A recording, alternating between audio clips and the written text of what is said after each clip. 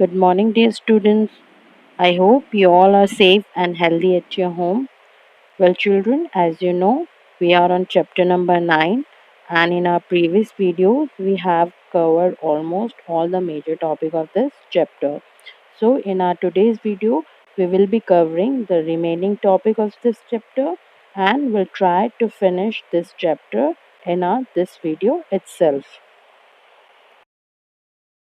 So, let's understand the topic soil and crop.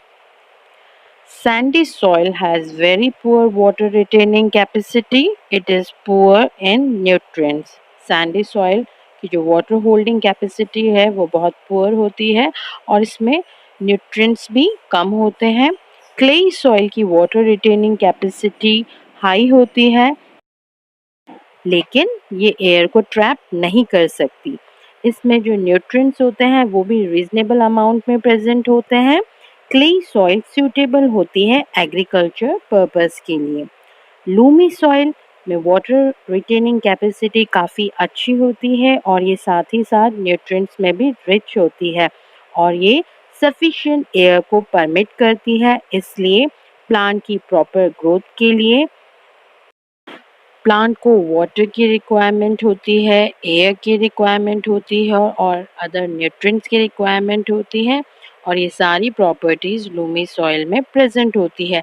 इसलिए Lumi soil सबसे best होती है फॉर प्लांट्स. अगर हम चेक करें कि कौन से प्लांट को कौन सी टाइप की सॉइल चाहिए तो wheat and gram they both need clayey and loamy soil. Paddy के लिए क्लेई एंड लूमी सॉइल दोनों चाहिए. लेंटिल्स जैसे कि मसूर एंड अदर पल्सेस इन्हें लूमी सॉइल चाहिए एंड कॉटन को सैंडी लूमी दोनों तरीके की सॉइल चाहिए. Now the next topic is soil erosion. वो प्रोसेस जिससे कि जो टॉप सॉइल है वो कैरी अवे हो जाती है बाय विंड और by the flowing water is called soil erosion. तेज हवा या तेज पानी के बहाव से जब टॉप सॉइल एक जगह से हटकर दूसरी जगह ट्रैवल कर लेती है तो वो प्रोसेस कहलाता है सॉइल इरोजन. सॉइल इरोजन एक नेचुरल प्रोसेस है.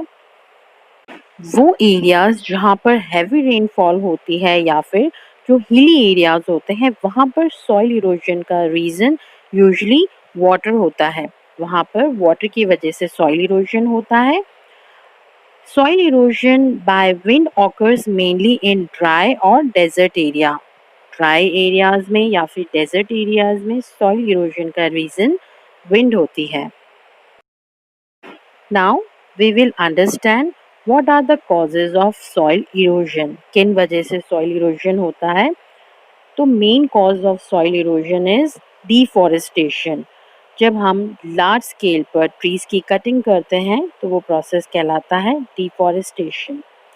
Other reasons of soil erosion are overgrazing in forest. जब जानवर ओवर ग्रेजिंग कर देते हैं तो उस वजह से भी सॉइल इरोजन होता है.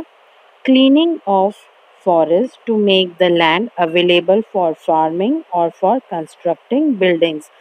बिल्डिंग को कंस्ट्रक्ट करने के लिए एंड एग्रीकल्चर करने के लिए लैंड की रिक्वायरमेंट होती है और इसे फुलफिल करने के लिए भी फॉरेस्ट को क्लीन किया जाता है. So children, we need to understand the methods by which we can prevent the soil erosion. So our next topic is prevention of soil erosion. Soil erosion can be prevented by these following methods. First, by planting more trees and grass. ज़्यादा से ज़्यादा plants लगाकर grasses लगाकर हम soil erosion को रोक सकते हैं.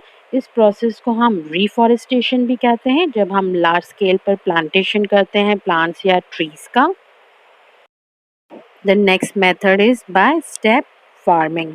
हिली एरियाज में स्टेप फार्मिंग के मेथड से भी हम सॉइल इरोजन को प्रिवेंट कर सकते हैं क्योंकि जब पानी फ्लो करता हुआ हिल से होता हुआ नीचे की तरफ जाता है तो हम उसकी स्पीड को रिड्यूस कर देते हैं by making steps. The next method is by constructing dams, check dams and river embankments. Reverse के जो बैंक्स होते हैं, उसके जो किनारे होते हैं, अगर उन्हें रॉक से, स्टोन से या किसी और सीमेंटेड चीज़ से पक्का कर दिया जाए तो भी क्या होता है, हम सॉइल इरोजन को प्रिवेंट कर सकते हैं। And the last method is by preventing overgrazing. Animals की ओवरग्रेजिंग की वजह से जो ग्रीन कवर होता है लैंड के ऊपर वो रिमूव हो जाता है और सॉइल एक्सपोज हो जाती है फॉर सॉइल इरोजन। अगर हम ओवरग्रेजिंग को प्रिवेंट करें तो हम इस ग्रीन कवर को प्रोटेक्ट कर सकते हैं और इस वजह से जो सॉइल है वो इरोडेड नहीं होगी, उसका इरोजन नहीं होगा। So this completes your chapter here, children. I hope all these topics are pretty much clear to you. Well, children, now comes your social responsibility.